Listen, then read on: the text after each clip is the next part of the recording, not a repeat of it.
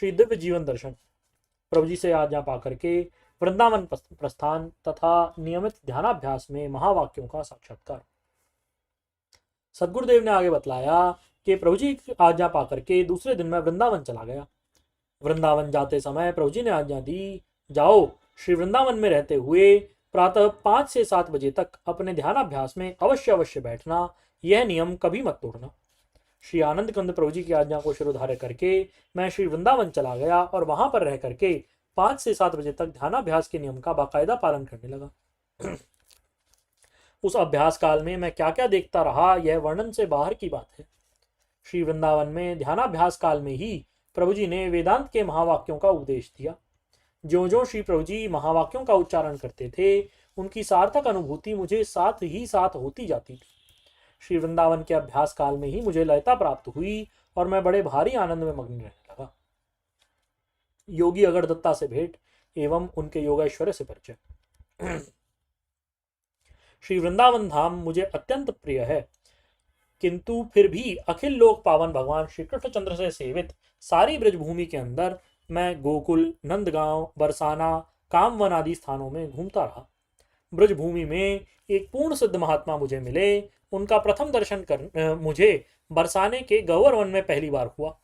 गौवर one में रासमंडल के चबूतरे से नीचे की ओर एक महात्मा किशोरीदास भंडारी निवास करते थे। वे बहुत ही स्वाध्यायशील और अंतर्दृष्टि प्राप्त महात्मा थे। उनका विशेष परिचय प्राप्त करने में एक विशेष घटना कारण बनी, जिसका मैं पहले भी उल्लेख कर चुका हूँ। उनके निवास स्थल से थोड़ी दूर पर एक महात्मा एक पत्थर पर बैठे थे, जिनके बड़े भारी जटाजूट थे और 3 कंबल उन्होंने ओढ़ी हुई थी। एक कंबल को कटिवस्त्र बनाया था और एक को सिर पर लगाया था और एक गले में लटका रखी थी। महात्मा किशोरीदास भंडारी ने मुझसे कहा, ये सिद्ध पुरुष हैं। भंडारी जी के मुख से ये बात सुन करके उन महात्मा जी से धीरे धीरे संपर्क बढ़ने लगा। कई प्रकार की अद्भुत घटनाएं घटित हुई, जिनका मैं आगे के लेख में उल्लेख करना उचित समझता हूँ। उन वीतराग महात्मा का नाम अवधूत योगी अगरदत्ता है। अगरदत्ता जी देखने में अनपढ़ से दिखलाई देते थे, किंतु अंतर जगत में इनका बहुत ऊंचा प्रवेश था, यह मैंने भली प्रकार पहचान लिया था। इतनी उच्च स्थिति होते हुए भी ये बिल्कुल साधारण ही रूप से रहा करते थे। साधुओं जैसा कोई आडंबर उनके शरीर पर दिखलाई नहीं देता था। उनका मुखमंडल अत्यंत तेजस्वी और दैदीप्यमान था। सिर की जटाएं काफी श्वेत थी।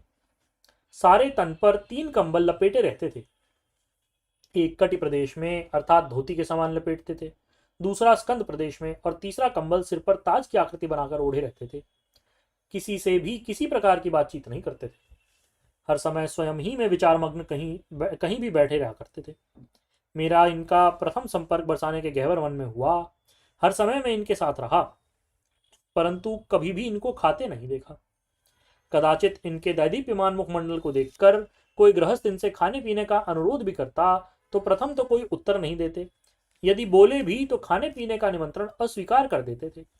फिर भी यदि कोई दुराग्रह करने का दुस्साहस करे तो बड़े कड़े शब्दों में ताड़ना देते थे। क्यों रे, तुझे क्या सूझी है? तू हमें मारेगा क्या?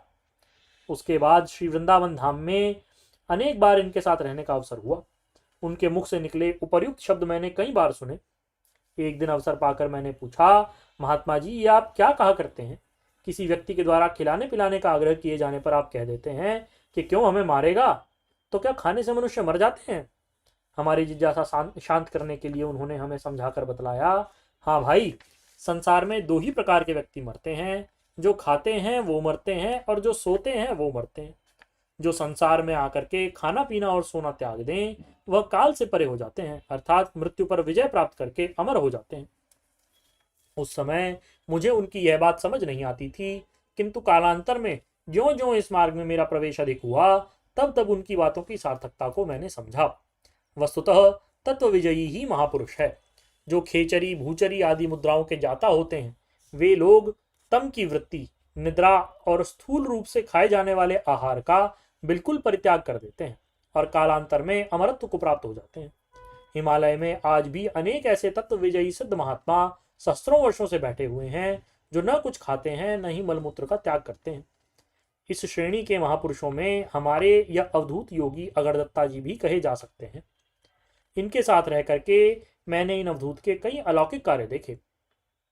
एक बार वृंदावन के बांके बिहारी जी के मंदिर के चबूतरे पर हम दोनों आमने सामने लेटे हुए थे। श्री बांके बिहारी जी का मंदिर एकांत स्थल पर नहीं है, प्रत्युत उनके दोनों ओर बाजार ही है। मंदिर से थोड़ी दूर पर किसी दुकान पर कोई रोगी दारुण दुख से चिल्ला रहा था। अवधूत जी मुझसे कहने लगे, अरे ब्रह्मचारी, इसका रोना बंद करो, ये तो हमारी एकाग्रता में बहुत विघ्न डाल रहा है। हमने उनसे कहा, महात्मा जी, आप ही क्यों नहीं उसका रोना बंद कर देते। मेरे कहने पर उन्होंने वहीं से फूंक मारी। उनके मुख से फेंकी गई वह वायु बिजली के समान चमककर उस रोगी पर लगी और वह तत्काल ही शांत होकर सो गया। उस मनुष्य को कोई कष्ट न रहा। प्रातःकाल उस दुकानदार से पूछा गया कि उस रोगी को क्या कष्ट था। उसने बतलाया, इसे बहुत तीव्र उदर पीड़ा थी, जिसके कारण यह चिल्लाता था। परंतु पता नहीं कैसे रात्रि को लगभग 12 बजे यह स्वतः ही बिल्कुल ठीक हो गया और सो गया। अवधूत योगी अगरदत्ता जी विचित्र प्रकार के कार्य किया करते थे, जिनका रहस्य जल्दी समझ में नहीं आता था। एक बार उन्होंने वृंदावन के दुकानदारों से जल मांगना प्रारंभ किया। वह प्रत्येक दुकानदार के पास जाकर कहते, क्यों रे, तेरे पास ठंडा जल है? यदि वह व्यक्ति हाँ कहता तो थोड़ा सा जल पी करके चल देते और फिर अगली दुकान पर जाकर इसी प्रकार से मांगते। इस प्रकार श्री वृंदावन की अनेक दुकानों से लेकर के इन्होंने जल पिया। हर दुकान पर जल पीने के बाद कहते, नहीं, यह जल ठीक नहीं। इस प्रकार करते करते वे रेतिया बाजार में एक हलवाई की दुकान पर पहुंचे। वहां पहुंचते ही वह सदा की भांति कहने लगे, क्यों रे, तेरी दुकान पर ठंडा जल है? अन्य दुकानदारों की तरह हलवाई ने महात्मा जी की आवभगत न करके बड़े रूखे और कड़े शब्दों में नकारात्मक उत्तर देते हुए कहा, चल यहाँ से, तेरे जैसे बहुत देखे हैं, बड़ा आया कहीं से ठंडा जल पीने वाला। ऐसी ताड़ना पा करके अवधूत उस हलवाई से बोले, सारे वृंदावन की दुकानों से जल पीने का हमारा और कोई मतलब नहीं था। मैं तो तेरी ही दुकान का जल पीने आया था। तू कहता है कि तेरे जैसे बहुत देखे हैं, सो और कोई नहीं देखा होगा। आज बस हम ही दिखे हैं। तेरी दुकान खूब चलती है, तेरे पास पैसा भी काफी हो गया है, इसी कारण इतना घमंड है। तुझे कोई साधु महात्मा दिखलाई नहीं देता। आज से तेरी दुकान पर मक्खी ही मक्खी हो जाएंगी, फिर तुझे साधु महात्मा सब दिखने लगेंगे। आज से तुझे सब दिखाई पड़ा करे। यह कह करके तुरंत महात्मा जी वहां से चल पड़े। उस दिन के बाद मैंने स्वयं उस हलवाई की दुकान पर इन वचनों का प्रत्यक्ष प्रभाव आश्चर्यजनक रूप में देखा। दुकान में मक्खियों की ऐसी भरमार हो गई, मानो सारे वृंदावन की मक्खियां एकत्रित कर दी गई हूं।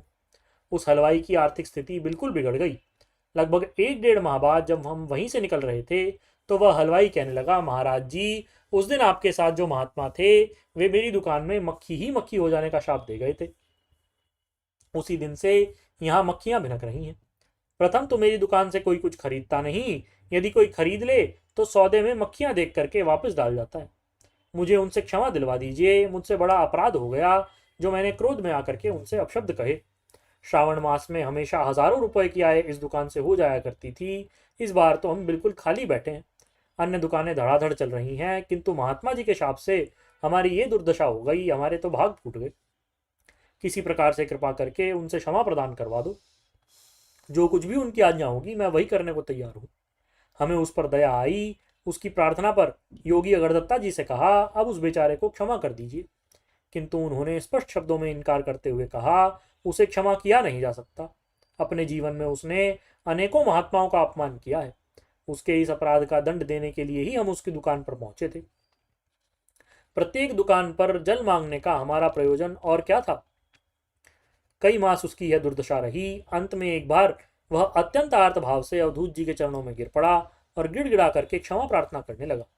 उसके बहुत विनय करने पर उन्हें कुछ दया आ गई और कह दिया, जा, अब क्षमा कर देता हूँ, दोबारा किसी साधु का अपमान न करना। इसी समय जाकर के गौशाला में दिया।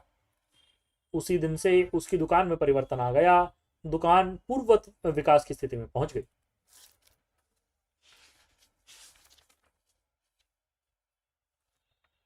शेषकल्प। श्री सदगुरुदेव भगवान की जय। परम प्रभु श्री रामलाल जी महाराज की जय। योगीराज अनंत स्वामी श्री चंद्रमोहन जी महाराज की जय। सदाशिव भगवान की जय। योगेश्वर श्री कृष्णचंद्र भगवान की जय। शंकर भगवान की जय। हर हर महादेव।